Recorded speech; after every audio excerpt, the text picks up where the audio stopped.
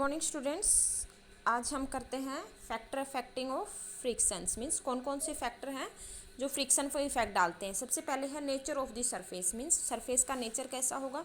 More is the roughness, more is the friction. Friction का मतलब क्या होता है कि भाई कोई भी चीज़ जो अपोजिट मीन्स फोर्स लग रही है उसके अपोजिट किसी चीज़ को रोकने का काम करती है फ्रिक्शन। ठीक है, जैसे कोई बॉल जा रही है तो थोड़े समय बाद में रुक जाती है, किस कारण से होती है, फ्रिक्शन फोर्स के कारण से।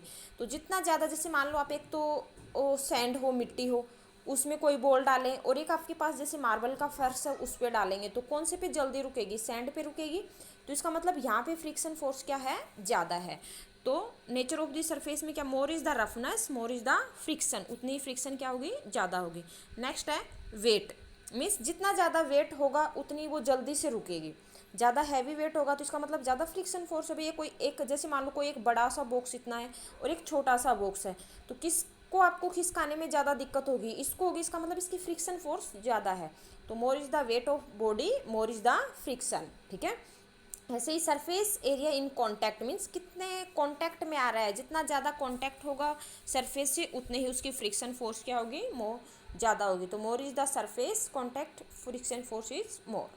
नेक्स्ट है method to reduce friction. Means किस किस से मेथड से हम फ्रिक्शन को कम कर सकते हैं।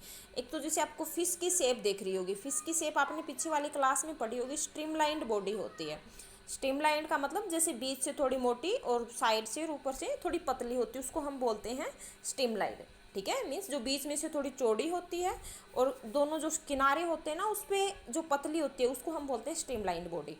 और आपको पता होगा फिश इजीली से मूव कर पाती है पानी के अंदर भी, तो इसीलिए क्या है क्योंकि इसका फ्रिक्शन फोर्स कम लग रहा है। तो making the body streamlined means अगर हम बॉडी को स्ट्रीमलाइन कर देंगे तो फ्रिक्शन फोर्स क्या हो जाएगी, कम हो जाएगी।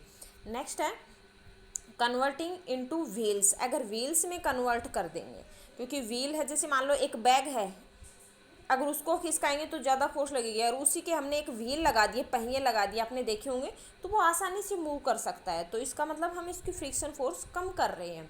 तो converting into wheels, wheels having rolling friction. ठीक है, क्योंकि उसके अंदर कौन सी हो जाएगी, रोलिंग फ्रिक्शन हो जाएगा। और बाई पॉलिशिंग दी सरफेस, अगर सरफेस पे हम पॉलिश कर देंगे तो वो चिकनिस्ता हो जाएगी, तो इसका मतलब उसकी फ्रिक्शन क्या हो जाएगी, कम हो जाएगी। नेक्स्ट जैसे कुछ क्वेश्चन है, why we sprinkle powder on a carrom board. Means एक कैरम बोर्ड पे हम जैसे गिरते हैं ना, पाउडर गिरते हैं, क्यों गिराते हैं, क्यों, क्योंकि थोड़ी स्मूथनेस आ जाए और फ्रिक्शन फोर्स क्या हो जाए, कम हो जाए। तो when powder is sprinkled on a carrom board it's smooth, तो ये कैसा हो जाएगा, स्मूथ हो जाएगा, और स्मूथ होगा तो इसकी फ्रिक्शन क्या हो जाएगी, कम हो जाएगी। The surface and the stringer move smoothly, और आसानी से मूव करेंगी।